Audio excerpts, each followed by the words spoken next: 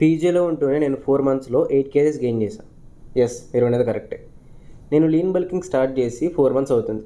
ఈ 4 మంత్స్లో almost 8 kgs gain అయ్యాను. ఇప్పుడు ఈ బల్క్కి నేను నా జర్నీ స్టార్టింగ్లో చేసినప్పటి బల్క్కి ఏంటి డిఫరెన్స్ అంటే, నేను స్టార్టింగ్లో చేసింది బల్క్ కాదు, ఇష్టం వచ్చినట్టు తినడం. అందుకే మజిల్ మాస్ కన్నా ఎక్కువ ఫ్యాట్ పుట్ ఆన్ చేశాను.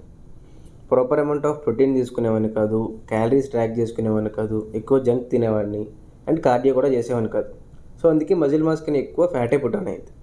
కానీ ఇప్పుడు నేను చేస్తున్న బల్క్లో ప్రాపర్గా నా క్యాలరీస్ ట్రాక్ చేసుకుంటాను, గుడ్ అమౌంట్ ఆఫ్ ప్రోటీన్ తీసుకుంటాను అండ్ నా మెయింటెనెన్స్ క్యాలరీస్ కన్నా ఓన్లీ 200 to 300 సర్ప్లస్ పెట్టుకుంటాను. అండ్ నా యాక్టివిటీ లెవెల్స్ కూడా ఎక్కువ ఉంటాయి. Daily 10K to 15K steps compulsory complete చేస్తాను. ఇప్పుడు ఈ సోదంతా మాకెందుకు చెప్తున్నా ఉంటారా?